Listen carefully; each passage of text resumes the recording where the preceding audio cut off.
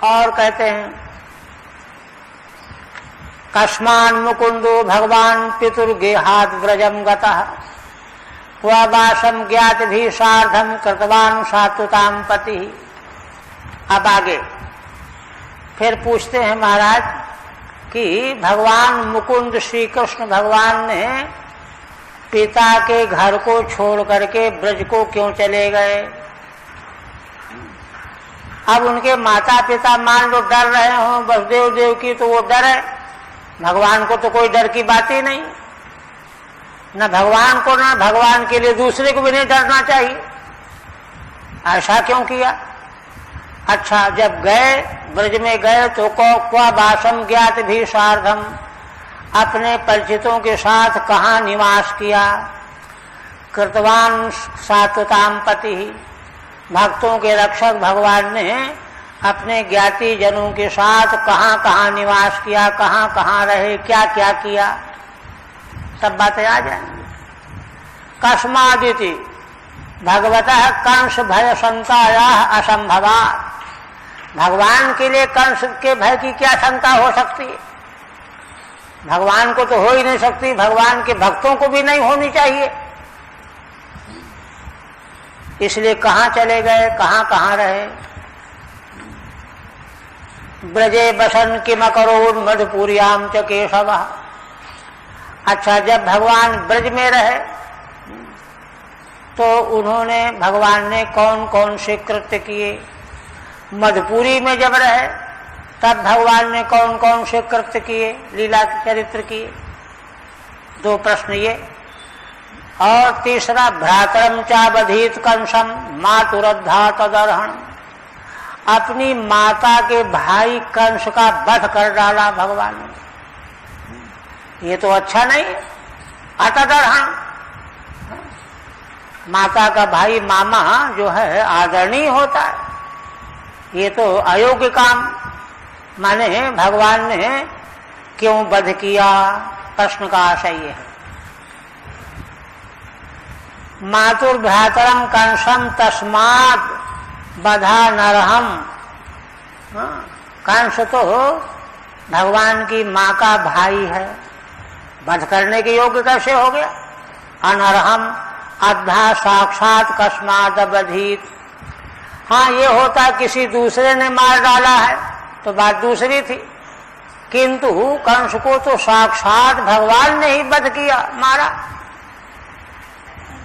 ये इसका क्या कारण है। फिर कहते हैं देहम मानुषमाश्रित्यो कति वर्षाणि वृष्णिभिः यदपुर्याम सहावासीत पत्न्यः कत्य भवन प्रभो।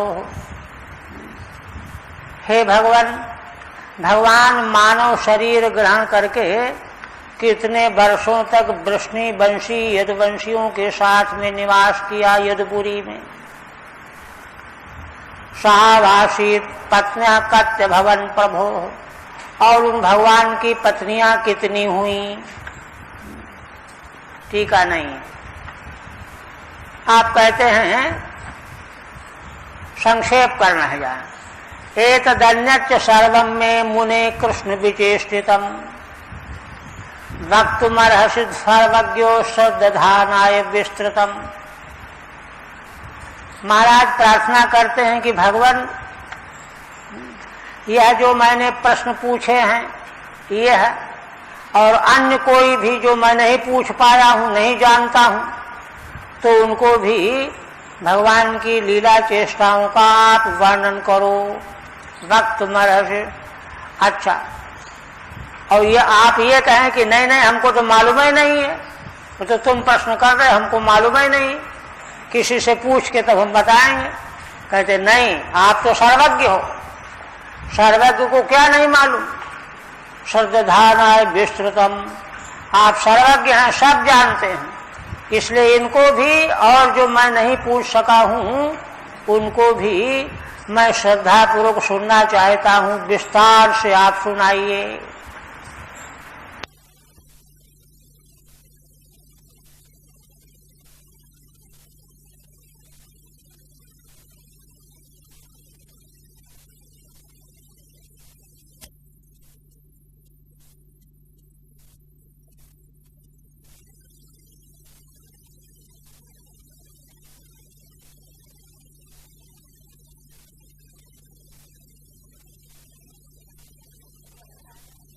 कि अरे राजन 4 दिन हो गए तुमने अन्न जल नहीं लिया है, तुम्हारा मन कैसे लगेगा सुनने में? इस पर कहते हैं नैषाति दूषाक्षुन्माम त्यक्तोदमपि बाधते पिबंतम तन्मुखाम भोजच्युतम हरिकथामृतम। कहते हैं भगवान मैं बताता हूं, यह जो है ना क्षुधा है, क्षुधा अत्यंत दुस्सह होती है, भूख सहन करना बड़ा कठिन है ना। महाभारत वर्णन आया है कि गांधारी को बड़ी भूख लगी, श्मशान में थी, तो लाशों के ऊपर पैर रख करके बेरी तोड़ करके खाए मारे, भूखों के मारे। भूख बहुत दुष्सह होती है। और कह रहे हैं कि दुस्सह क्षुन्माम और त्यक्तोदमपि, जबकि मैंने जल भी बंद कर रखा है, त्याग रखा है। त्यक्तोदमपि न बाधते, इसी प्यास के कारण तो महाराज ने ऋषि के गले मरा सांप डाल दिया, इतना बड़ा अपराध कर बैठे थे क्रोध में आकर के। किंतु वही प्यास भगवान में जब मन लग जाता है तो उसका कोई क्लेश नहीं होता। इसलिए यह दुस्सह क्षुधा है ना, जल त्याग देने पर भी मुझे कोई दुख नहीं हो रहा। क्यों? कारण क्या है? पिबंतम तन्मुखाम भोजच्युतम हरिकथामृतम, क्योंकि मैं निरंतर आपके मुख कमल से भगवान श्री हरि का कथामृत जो च्युत हो रहा है, अमृत, उसको मैं पान कर रहा हूं। भगवान की कथा में मन ऐसे लगना चाहिए, अमृत की तरह से भगवान के लीला कथाएं जो हैं मन को आकृष्ट किए हुए रहनी चाहिए। इसलिए मुझे भूख प्यास का कोई ध्यान ही नहीं कि मैंने खाया नहीं पिया नहीं। ठीक है। नानु क्षुत्र ध्यान पीड़ित तव कुतः श्रवणावकाशः। कोई प्रश्न करे कि अरे तुमको तो भूख प्यास से पीड़ा हो रही होगी, क्या तुम सुनोगे? श्रवणावकाशः तत्राह, इस पर कहते हैं महाराज स्वयं त्यक्तोदकस्यापि मम जीवनम हरि कथामृत पान निमित्तम। संभव है कि वहां बड़ी भीड़ तो थी ही, कोई ऋषि ने या किसी ने कहा हो कि महाराज ने अभी खाया पिया नहीं और फिर प्रश्न कर रहे हैं, अब प्रसंग चल पड़ेगा तो टाइम लगेगा। ऐसे किसी ने कुछ गुनगुना दिया हो तो उसके उत्तर में ये कहने लग गए नैषा त्यक्तोदकस्यापि मम जीवनम हरि कथामृत पान निमित्तम। श्री भगवान की कथामृत के पान के निमित्त से मेरा जीवन सुरक्षित बना हुआ है। तदुपरमे सदैव जीवितम नश्यादित्यर्थः। भगवान की कथा अगर बंद हो जाएगी तो जीवन मेरा समाप्त हो जाएगा। इस तरह से जब महाराज ने सुखदेव भगवान से प्रार्थना की तब सूत जी कह रहे हैं, सूत जी उत्कृष्ट वक्ता और श्रोता का संबंध जोड़ने वाले हैं ना। क्या कहते हैं? माने महाराज ने इतने भावुकता से भगवान के लीला चरित्रों के बारे में प्रश्न किया तो प्रश्न सुन करके वक्ता के मन में कैसा अनुभव हुआ, यह बात तो वक्ता तो बताएगा नहीं, तटस्थ व्यक्ति बताएगा। तो तटस्थ रूप से सूत जी बता रहे हैं ऋषियों को। नैमिषारण्य में कहा कि देखो, एवं निशम्य भृगुनंदन साधुवादम वैयासकी स भगवान अथ विष्णुरातम प्रत्यर्च कृष्णचरितम कलिकल्म सघनम व्याहर्तुमारभत भागवत प्रधान। सूत जी कहने लगे, भृगुनंदन संबोधन है शौनक जी के लिए। हे शौनक आदि ऋषियों, है ना, वैयासकी ही भगवान व्यास के पुत्र सुखदेव जी, उन्होंने महाराज के द्वारा यह प्रश्न सुना और कहते हैं यह प्रश्न कैसा लगा उनको। साधुवादम, है ना, साधुवादम माने साधुओं में आपस में बातचीत जब भी होती है तो भगवत संबंधी चर्चा ही होती है। भगवत संबंधी चर्चा के अतिरिक्त और कोई बात उनके यहाँ होता ही नहीं। चित्रकूट के प्रमोद वन में एक संत रहते थे, ये घटना लोगों ने सुनाई, यथार्थ घटना है। वहां से कौन सी जगह रामलीला हुआ करते, बहुत पहले की घटना है, 50 वर्ष पहले। सब विरक्त संत रहते थे और वहां से 1 मील की दूरी होगी जानकी कुंड, वहां रामलीला देखने जाते थे सारे संत। और रामलीला करने वाले उसमें बड़े भावुक लोग, महान पुरुष, यथार्थ लीला। तो एक संत थे, उनको बीमारी, बुखार आ गया। दशहरा के आसपास का समय, बुखार आ गया, नहीं जाने लायक रहे, खाना पीना सब बंद पड़े हुए। और लोग गए, पूछा कि महाराज हम हो आए? हाँ हो। मना नहीं किया कि न जाओ, पूछ करके चले गए। बहुत से संत लौट करके आए, लीला 4 बजे पूरी हुई, लौट करके आए तो भीड़ गई थी, भीड़ ही लौट करके आई, बात होने लगी आपस में। वो भी नींद खुली होगी, बीमारी में तो ऐसा ही होता है, नींद खुल गई फिर आ गई, तो बातचीत होने लगी। तो संत लोग आपस में बात करने लगे, देखो दुष्ट रावण ने देवी सीता का अपहरण कर लिया, सीता हरण की लीला थी उस दिन।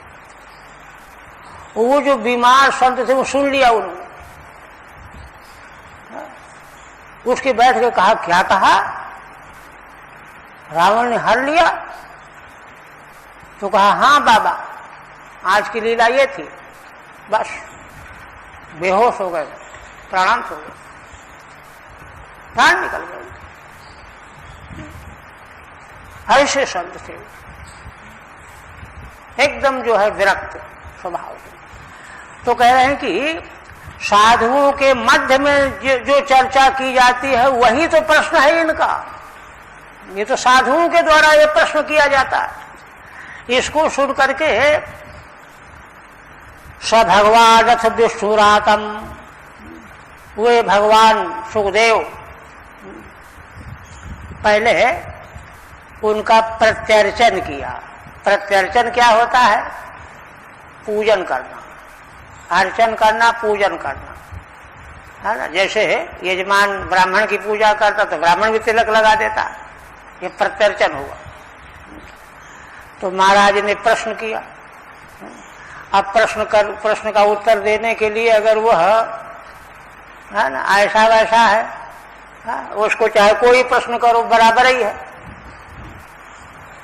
देखिए, जिनके भीतर टेप जैसा विषय भरा हुआ है वो तो बोलने शुरू हो जाएंगे, बस उनको प्रश्न की गरिमा का भान ही नहीं है, पता ही नहीं है। उनका हृदय जो है उसे परिचित ही नहीं है, वो तो टेप की तरह बोलना केवल आता है उनको।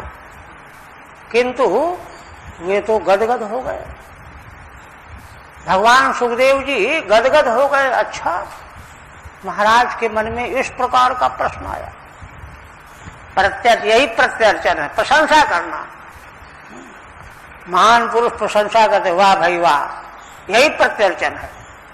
तो प्रत्यर्च कृष्ण चरितम कलिकल मसघनम। और कहते हैं भगवान सुखदेव जी स्वयं भागवतों में प्रधान हैं, महान भागवत हैं।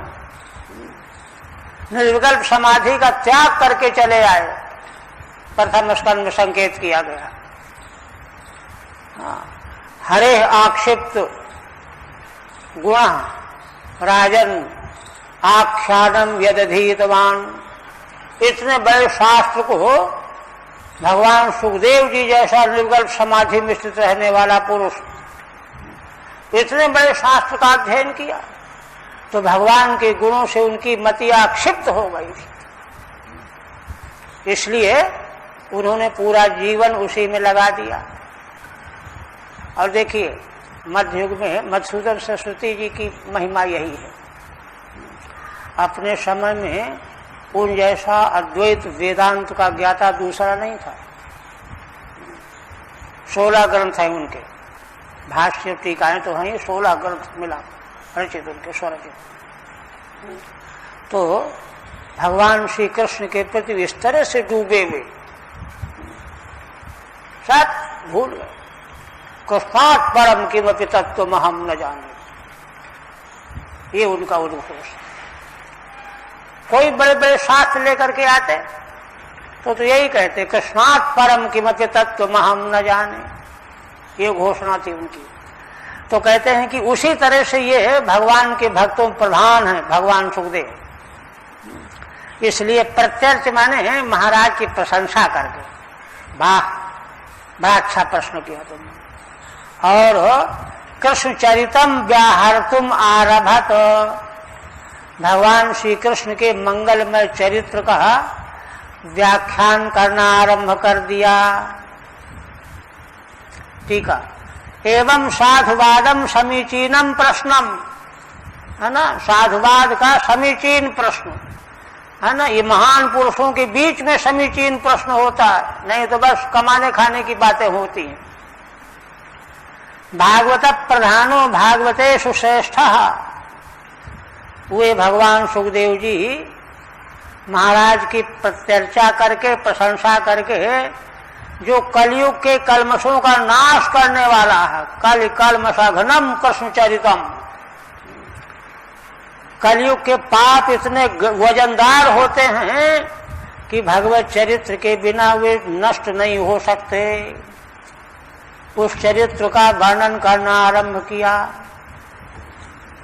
श्री शुकवाद। देखिए महाराज की प्रशंसा क्या करते हैं। कहते हैं, राजन सम्यक व्यवसिता बुद्धिस्तौ राजर्षि सत्तमो वासुदेव कथायाम ते यज्जाता नैष्ठिकी रति।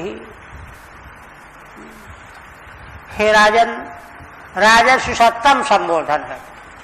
राजर्षियों में सर्वश्रेष्ठ, सत्तम में तम प्रत्यय है, राजाओं में सर्वश्रेष्ठ राजसत्तम।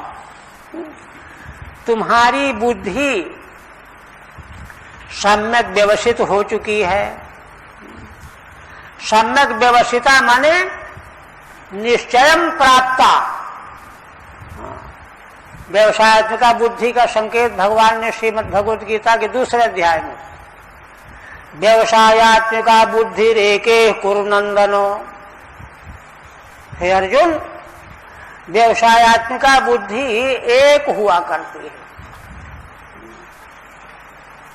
और जब तक व्यवसायत्मिका बुद्धि प्राप्त नहीं होती तब तक ये करें कि ये करें, ये नौकरी करें कि वो नौकरी करें, यहां जाएं कि वहां जाएं, ये सब लगा रहता है। उसको पहले भगवान कह चुके। बहुशाखा बुद्धयो व्यवसायी नाम। अब व्यवसायी जो होते हैं उनकी बुद्धियां बहुत शाखाओं में बटी रहती हैं। दुकान करें कि नौकरी करें कि ये करें कि वो करें, यहां रहें कि वहां रहें, तमाम तरह की। उनमें एक निर्णय नहीं होता है ना। किंतु जो व्यवसायत्मिका बुद्धि जिनको प्राप्त हो जाती है, और व्यवसायत्मिका बुद्धि प्राप्त किनको होती है, जो सनातन वैदिक परंपरा के मार्ग पर चलते हैं, राजमार्ग पर, वे अपने आप पहुंच जाएंगे राजमहल के निकट। व्यवसायत्मिका बुद्धि प्राप्त हो जाएगी, वह एक होती है। वही यहां पर कह रहे हैं कि राजन, तुम्हारी बुद्धि ठीक ठीक व्यवस्थित हो गई। सम्यक माने ठीक ठीक। अब व्यवस्थित होने के लिए कोई चोरी डाका में लगा दे बुद्धि, कि और कुछ नहीं सोचा, कि वो चोरी डाका सोच रहा तो भी व्यवस्थित होगा कि नहीं। कहते सम्यक व्यवस्थिता, सम्यक व्यवस्थित होने वाली बुद्धि का लक्षण क्या है? भगवान ही चिंतनीय है, स्मरणीय है और कुछ नहीं। तो सम्यक व्यवस्थिता बुद्धि तव राजर्षि सप्तमो, इसलिए तुम राजाओं में श्रेष्ठतम पुरुष हो। कैसे जाना? तब कहते हैं कि देखो, लक्षणों से जाना जाता है। किसी आदमी को कौन सा बुखार है, कैसा है, कितना है, लक्षणों से, थर्मामीटर से जाना जाता है।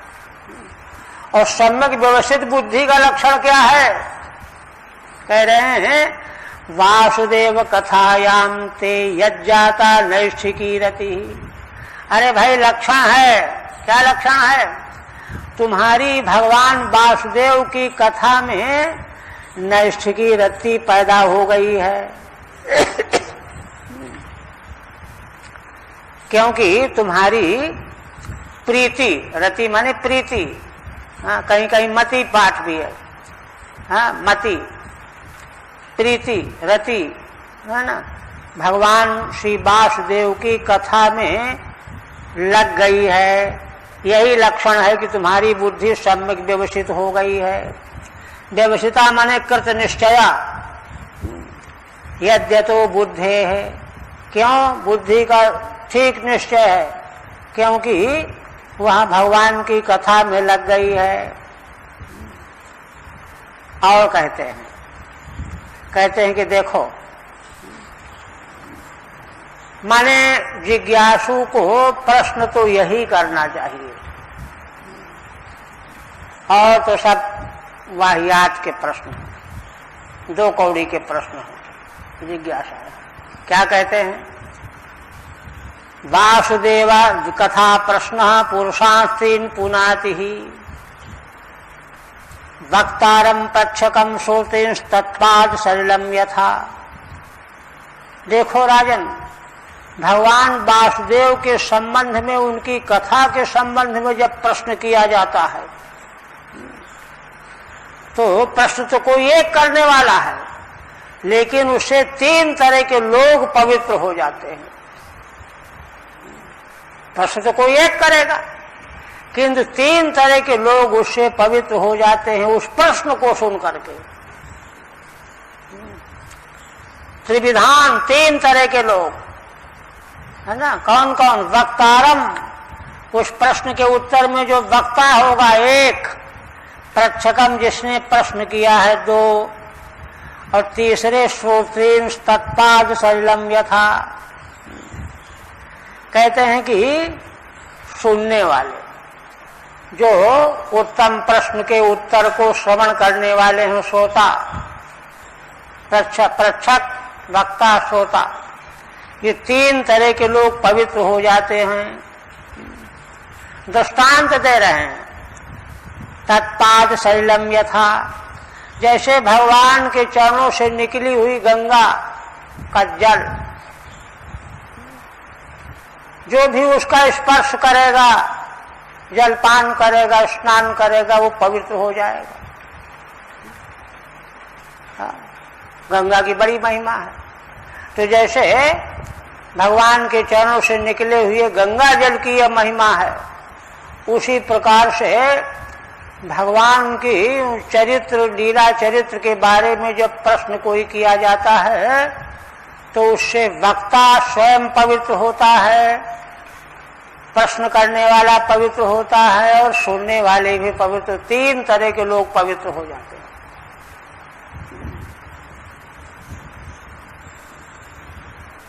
ठीक है, नहीं? अब आगे प्रसंग को प्रारंभ कर रहे हैं।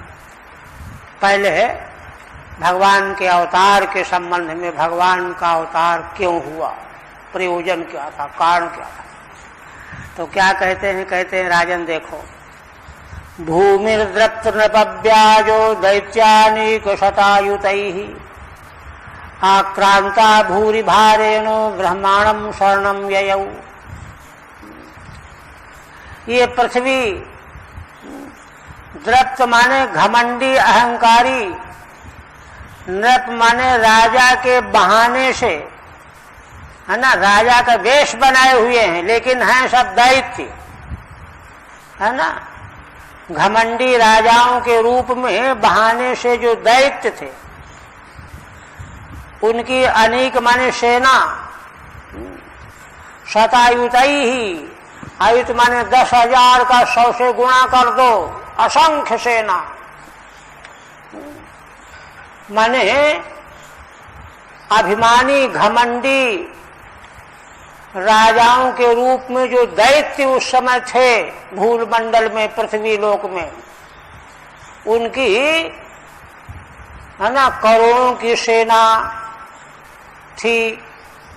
उससे आक्रांता भूरि भारेण, यह पृथ्वी बड़े भार से आक्रांत हो गई, बोझा इसको मालूम पड़ने लगा और घबरा करके दुखी हो करके ब्रह्माणम शरणम ययौ, श्री ब्रह्मा जी की शरण में गई। टीका में कहते हैं तत्र तावत प्रथमम भगवद अवतार कारण माह, पहले श्री भगवान के अवतार का कारण कह रहे हैं। भूमि इत्यादि 9 श्लोकों से द्रप्त नृप व्याजा ये दैत्याः, द्रप्त माने घमंडी राजाओं के रूप में, छल कपट के रूप में जो दैत्य उस समय थे, है ना, तेषाम अनेक शतानाम, उनकी सैकड़ों टुकड़ियां सेनाओं की, अवतैर्वा अथवा 10,000 टुकड़ियां, है ना, उसका जो भार था, है ना, यो भूमि भार, उससे जो बड़ा भार हुआ पृथ्वी को, तेन आक्रांता, उस भार से यह थक गई पृथ्वी और ब्रह्मा जी की शरण में गई। कौन बचाएगा? गौर भूत्वा सुमुखी खिन्ना क्रंदंती करुणम विभो, उपस्थितांतिके तस्मै व्यसनम स्वम अवोचत। कहते हैं कि पृथ्वी देवी गौ का रूप बना करके, गौर भूत्वा, और गौ के रूप में उनके नेत्रों से अश्रु बह रहे थे, बहुत खिन्न दुखी थी, क्रंदंती चिल्ला रही थी, रो रही थी करुण भाषा में, और विभु ब्रह्मा जी के पास पहुंच गई। उपस्थितांतिके तस्मै व्यसनम स्वम अवोचत, उनके पास पहुंच गई और अपना दुख, व्यसन माने क्लेश, कष्ट उन्होंने उनको वर्णन करके बताया। विभो अंतिके उपस्थिता सती, वर्णन किया। ब्रह्मा जी ने सुना। ब्रह्मा तदुपधार्याथो सह देवैस्तया सह, जगाम शत्रुनयन स्थिरम क्षीर पयोनिधे।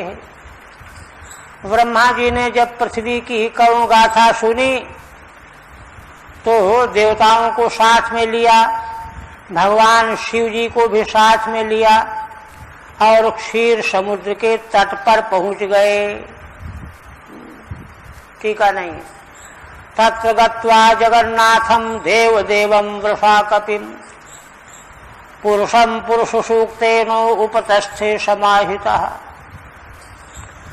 श्री ब्रह्मा जी ने भगवान शिव और देवताओं के साथ सारे संसार के जो भगवान स्वामी हैं, देवताओं के भी परम पूज्य देव हैं, विष्णु भगवान वृषा कपि, पुरुषम पुरुष सूक्तेन, परम पुरुष परमात्मा पुरुष हैं, वेद के पुरुष सूक्त मंत्रों के द्वारा समाहिता उपतस्थे, समाधित हो करके भगवान की स्तुति करने लगे। टीका नहीं।